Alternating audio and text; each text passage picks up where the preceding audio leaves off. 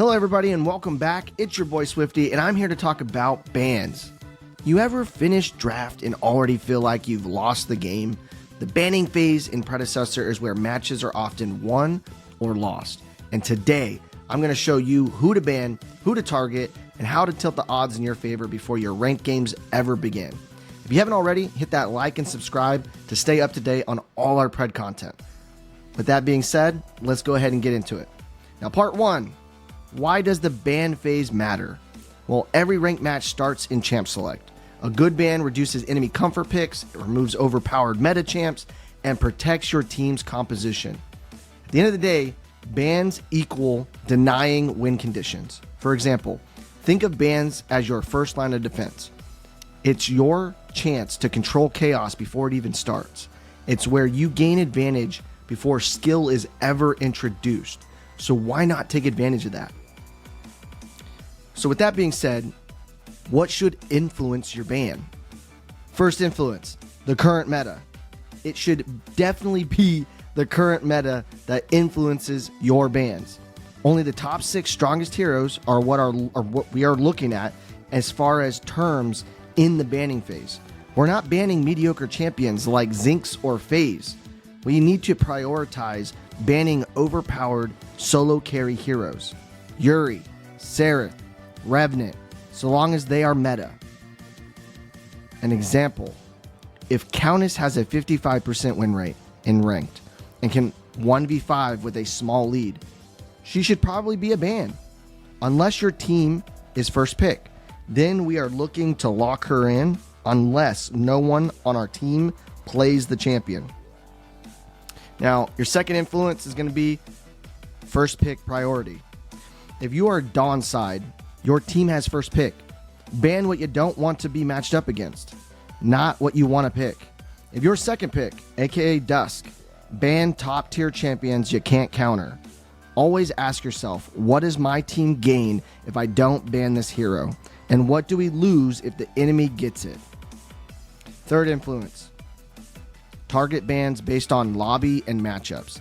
So essentially, you need to scout your team, whether it be on a meta city or in the chat, or just have a conversation with them. See who your best player is and who's your worst.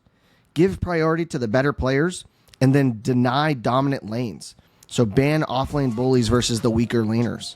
Example, you got a teammate who's on a losing streak and he struggles against Skylar.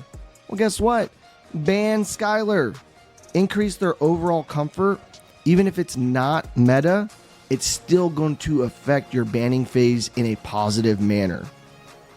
All right, moving on. Now this moves into who to ban, and it's very, very patch dependent. So with that being said, here's a sample ban list for patch 1.6. You're going to see Yuri, Quang, Rampage, Seraph, and Revenant as those top tier guys because they win 55% of the time and they are rickrolling over and over and just dominating people left and right, and there's nothing anybody can do about it. That next tier down, you're going to see those Iggies, the Greystone, the Sparrow. Now, if I'm targeting Yuri offlane, I'm banning Quang and I'm banning Greystone, so I don't ban Yuri, and I ensure the matchup isn't against some tanky bruiser while still trying to get my pick. You understand what I'm saying here? At the end of the day, you want to be playing these top tier champions and you want to get rid of their matchups.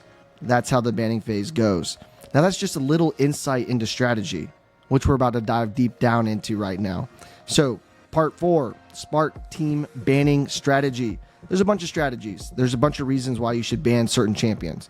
The first couple ones that I'm going to name off are pretty simple and easy to track and are going to probably provide you with the most beneficial push in the right direction. So the first one we're going to talk about is one trick protection. So let your best player shine. Give priority to your ballers and secure him his champion. The next one is anti-snowball bans. So let's say we want to stop early game bullies if your team plays slow. Seraph or Chimera. We get rid of those guys. We're playing Narbashes and Sevrogs. We're in good spirits because we're banning the style of play that counters us. The next one is the opposite, anti-scaling bans. If you play an aggressive comp and you're really, really strong early, but you start to fall off late, Well, maybe we should ban the champions that scale late into games, whether they be tanks or mages.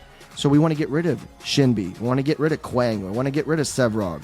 This allows our playstyle to be viable. Now, the last one I got here is role-based bans. If you're stacked, which most people nowadays are stacked all the way up until Diamond, you want to focus on getting your planned comp as well as banning your counters. And you can get that all done before the draft even starts, and you should have it outlined, and you should rinse and repeat that strategy over and over and over until you beat it into submission. With that being said, start thinking of ban phase like chess. You're not just removing a piece, you're shaping the entire game before it even begins.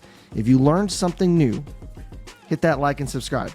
Don't forget to comment below, who do you always ban and why? Does it coincide with what we talked about in this video?